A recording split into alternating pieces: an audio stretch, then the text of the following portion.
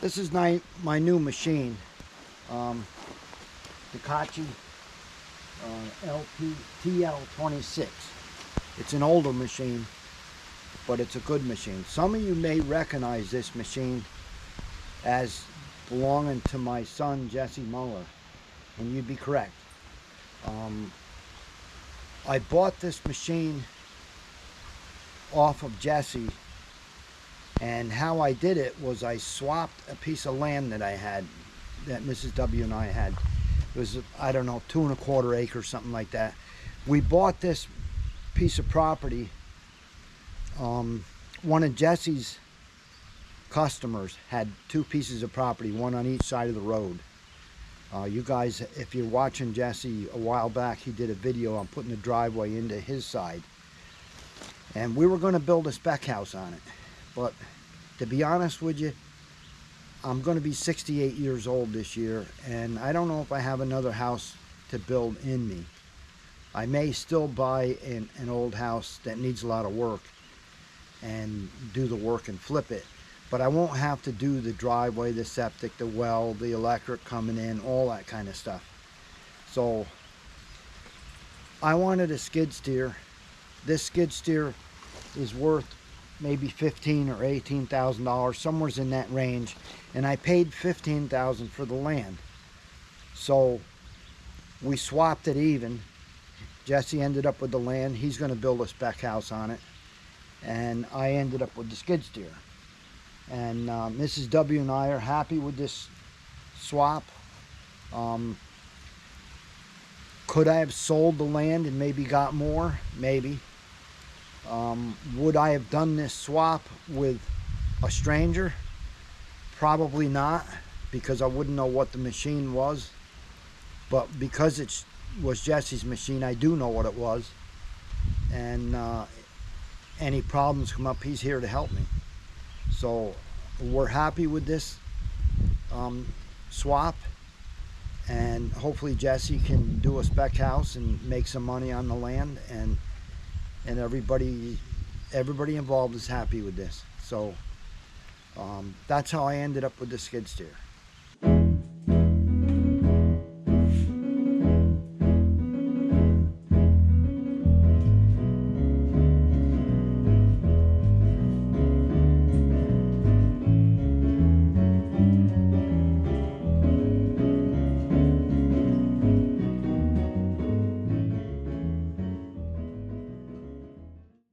I got brand new forks that I put on here. Brand new, they've never been used, and they don't fit. If you look right here, you'll see that this is hitting. It's not going all the way up in there, so therefore it won't latch. And of course you don't want to use it without it being able to latch. You can see that this latch is just not going in all the way. So I think what they did, I don't know if you can see it, but I think they welded this piece here on here, and it should have been on here. They welded it on the wrong spot. Should have been welded on the bottom. They welded it on the side. And so what I'm going to have to do is cut this off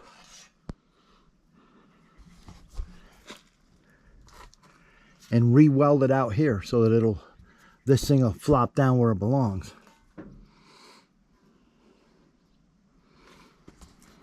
Kind of sucks. You shouldn't have to do that to a brand new machine or a brand new implement.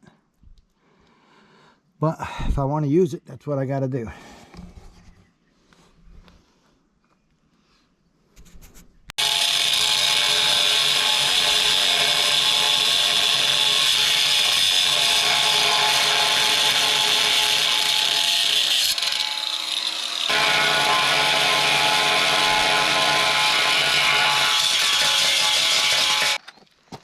I just picked up this blade from Lennox called the Metal Wolf, and it's for thick metal. So I'm going to see if this works. If this works, it'll be easier than the grinder. But I did pick up more cutting wheels just in case.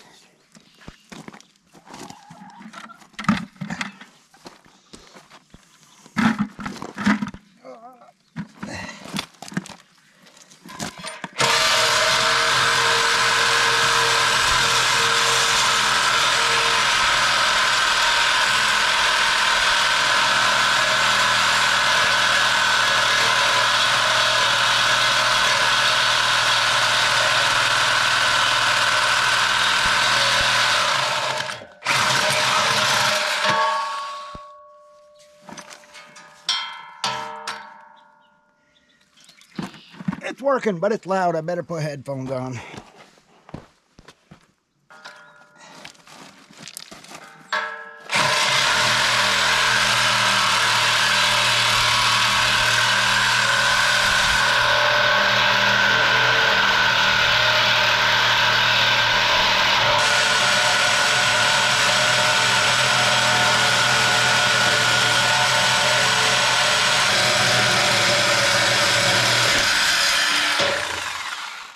Oh.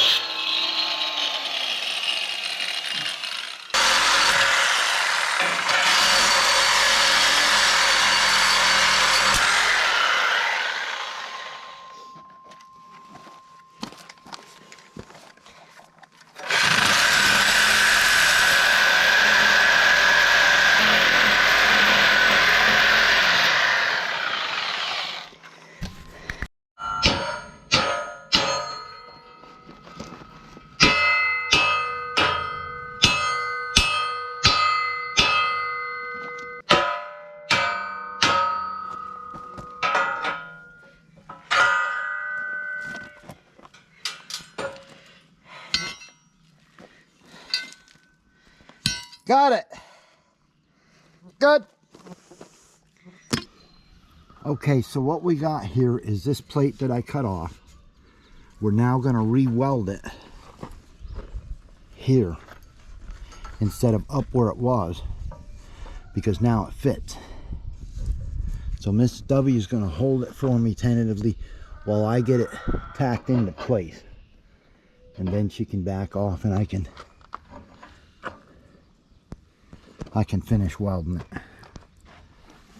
So I'll probably start on this end right here, and I want to give this just a little bit of slack so it's not too hard to put this thing on. So if you can hold that right there, but your arm really doesn't want to be there because it's going to get burnt.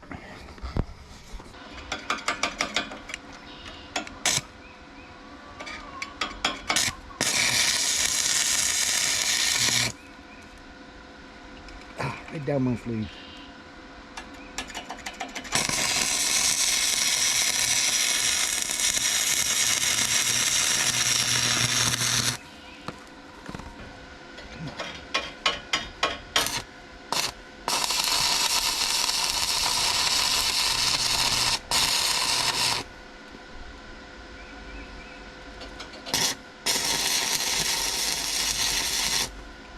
Okay, so is that gonna hold or no?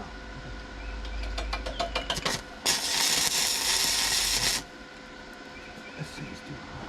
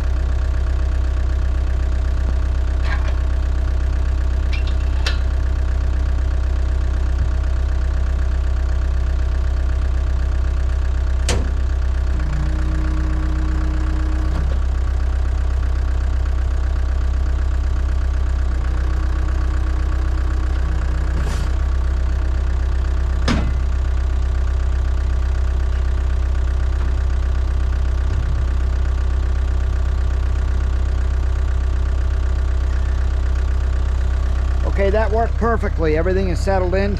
Beautiful.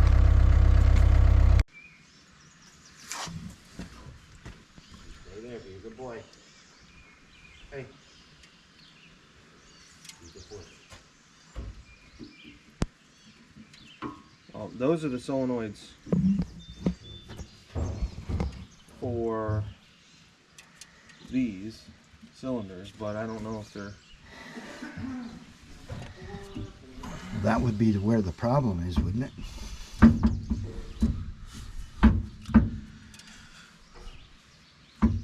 I guess if you're getting shims, you should get a couple extra for here too.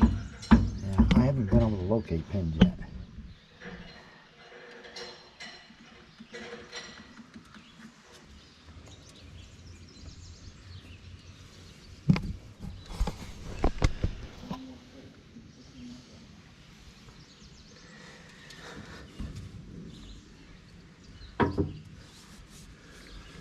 Yeah, so this is the float valve.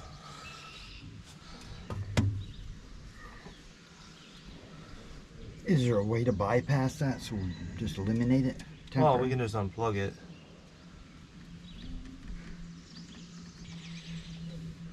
You mean unplug the wires or unplug Yeah. the... But that wouldn't that have been the same thing as me unplugging the wires here? Well, except for the fact that it's right at the source instead of all the wiring that goes to it.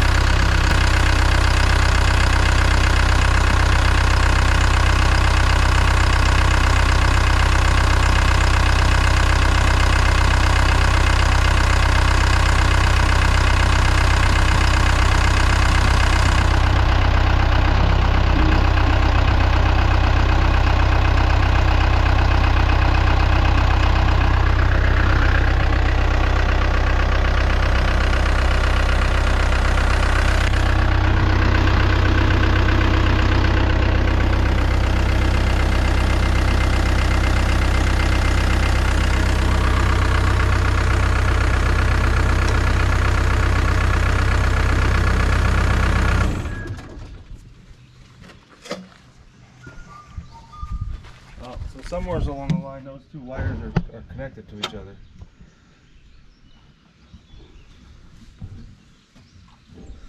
You mean fused together? Something like that.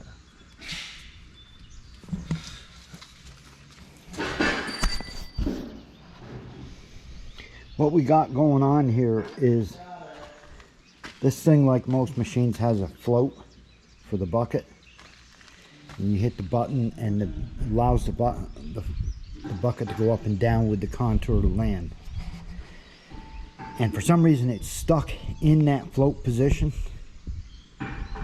So what it's doing is bypassing the cylinders that would raise these arms, which is what float does. So if I put full throttle, it'll go up. And as soon as I release the joystick, it goes back down, which is what float does. So Jesse just unhooked one wire to one of the solenoids, and it appears like it's working. So what we're probably faced with is wires that somewhere have shorted itself to each other. I took this joystick apart. I didn't film it, but I took this joystick apart and I unhooked it from the button which runs the float, and it made no difference. So it must be somewhere's a connection between that's not supposed to be there.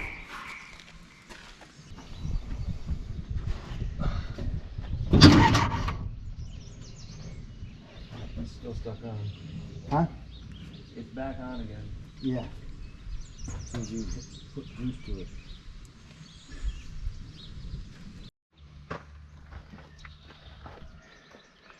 Okay, this is my new to me machine, TL26 Takachi.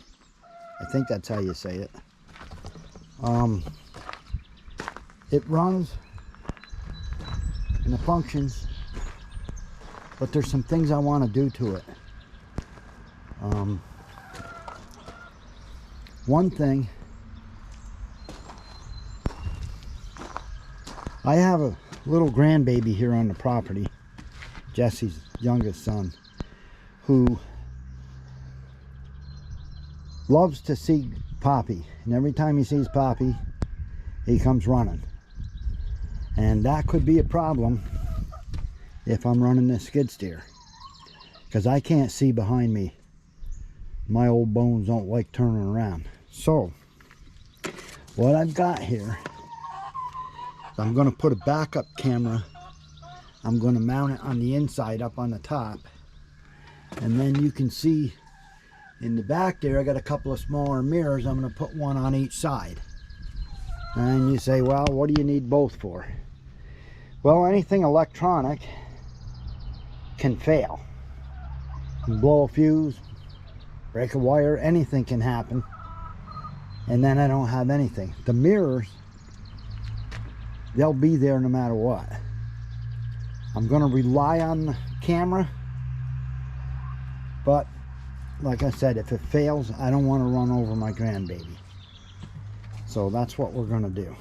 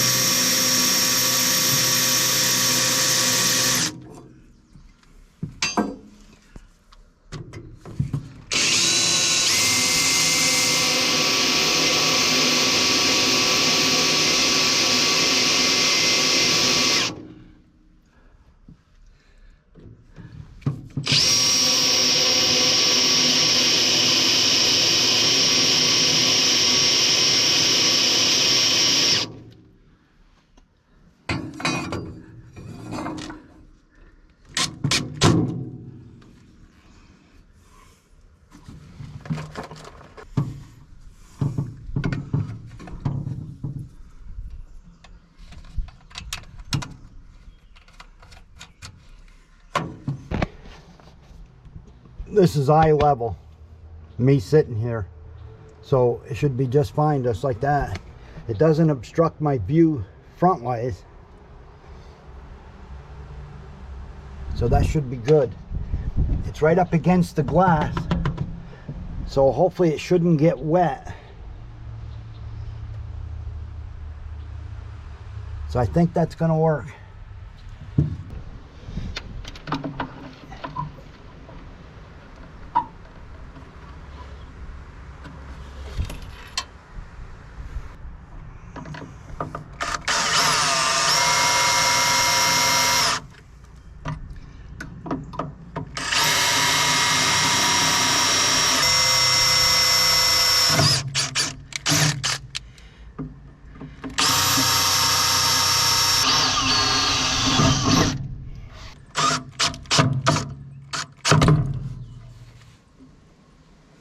I'm running it along the side there and down through the screen because I don't really want to drill holes in that any more than I have to. So when I bought this camera, I didn't realize there's 20-some feet of wire. It's made for an RV, so it needs to be really long. I didn't realize there's going to be that much wire. So I'm just going to zip tie this up and out of the way. I don't really want to cut it.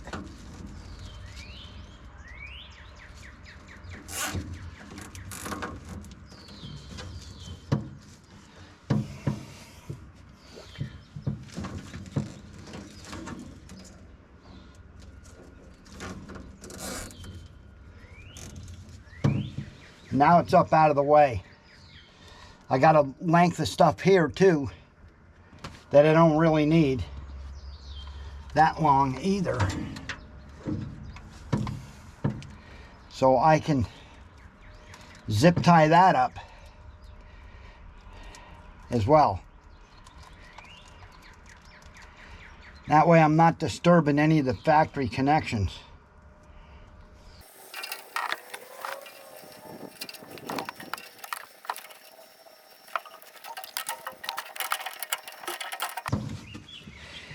This camera has a capabilities of putting 2 cameras on it instead of just one, and that's what this extra wire stuff is.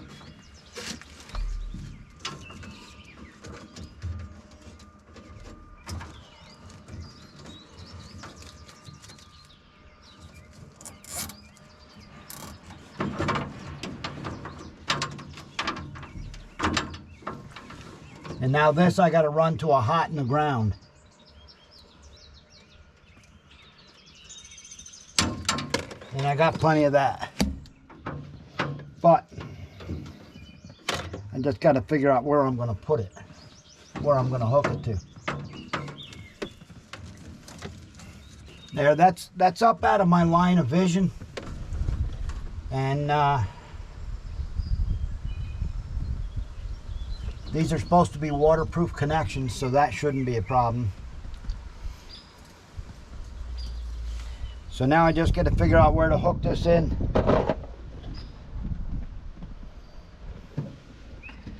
For the power.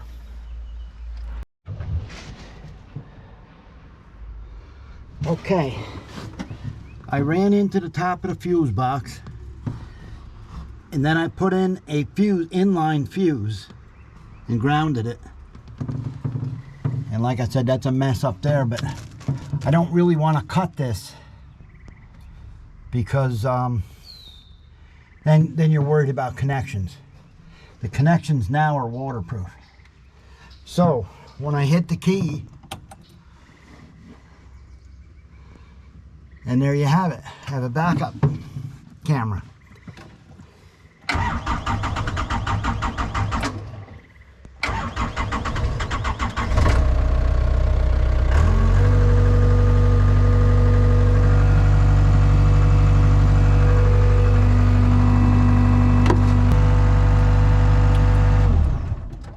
Perfect.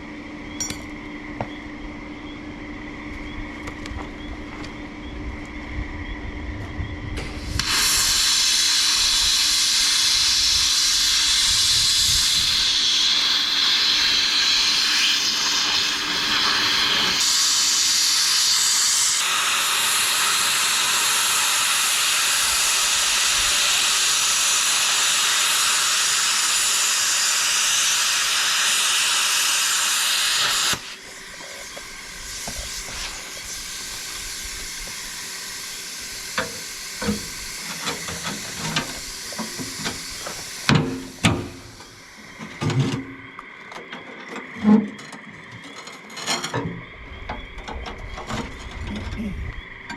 can see something on the camera right now? Yeah.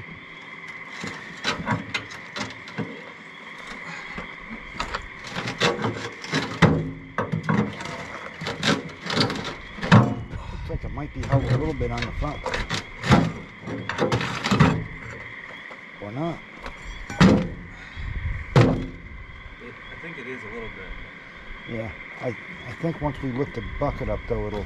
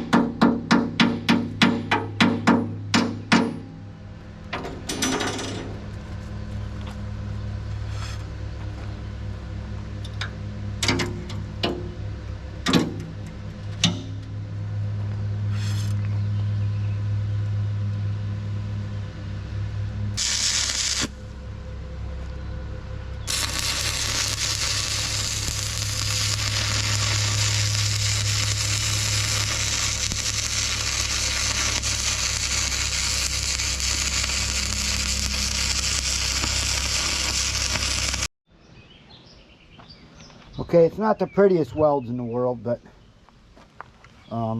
it's definitely going to hold. Now the reason why I did this, because the old cutting edge was actually tipped up in the front, and you couldn't bite into the ground at all. You couldn't try to, you tried to get underneath a rock, you couldn't do it. You had to tip your bucket on extreme angles in order to make it do anything. So we cut that old one out and put this new one in.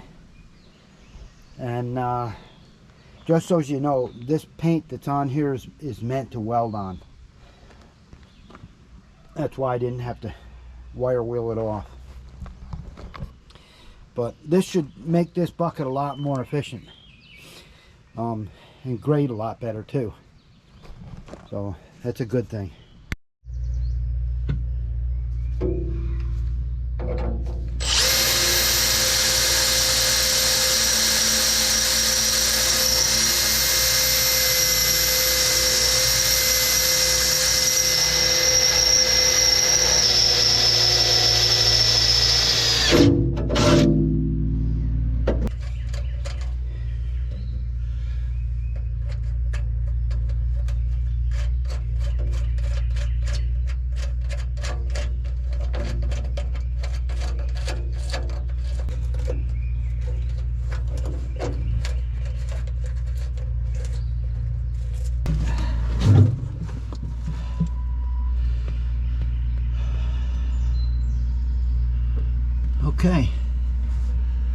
That's pretty good right there. Just like that.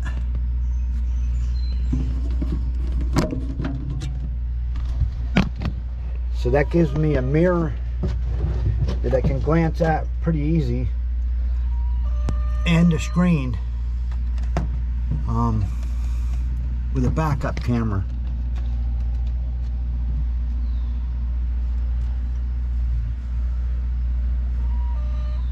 The mirror is actually more convenient because it's more at eye level. I can just glance over at it. I have to look up at the screen, but if it's real critical, I'm going to get a better view for the screen. So let me tighten that down and done. First, I mean, I'm not going to say I'm going to get it. Let me try that myself first. So Jesse, grab like this, right? Okay. Which side is better for you? It doesn't matter.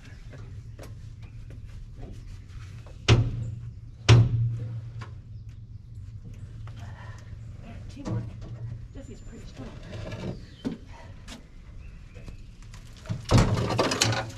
And that was all she wrote? We got a thing. I see him in the mirror. Got a thing here I gotta put down. So. Alright, so was that good?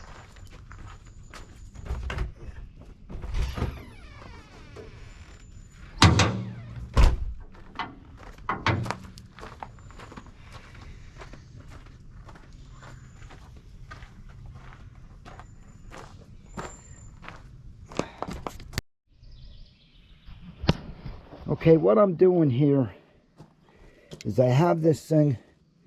It's kind of a remote hookup for your battery. You have to lift the cab on this thing, which is not an easy thing. It takes two of us to do it. So I'm going to put this thing right here somewhere and run the cables down to the battery, which is underneath this thing. You can see it. And that way, two things. If I need to jump this thing to get it started, which Jesse said sometimes in the winter you do, then I can just hook on to these things. Or sometimes I have to jump start my mill, and I don't want to have to go through this in order to do that. So this is kind of an out of the way place. You can see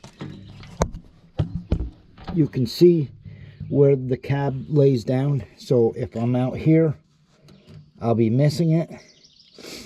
And this boom doesn't go down far enough to hit it. So we should be good on that. And I want it someplace, no matter where the boom is at, I can jump it, because obviously if the boom is in the way, it's not doing any good. So this boom is up just slightly, just so I can work. And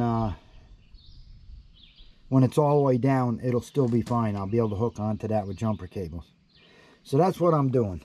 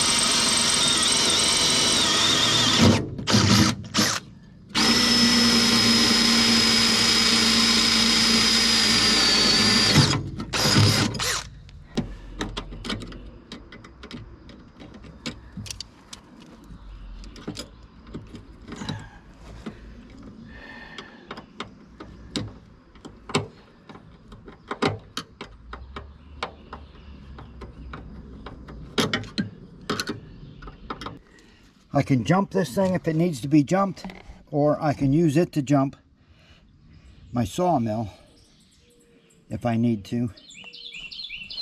The wires on this are a little light. I would have liked to seen them heavier, but we'll see how it works. I can always change the wires to something heavier if I need to. But in the meantime, if these caps stay on here, it'll be somewhat protected. And this gives me a place to use the jumper cables.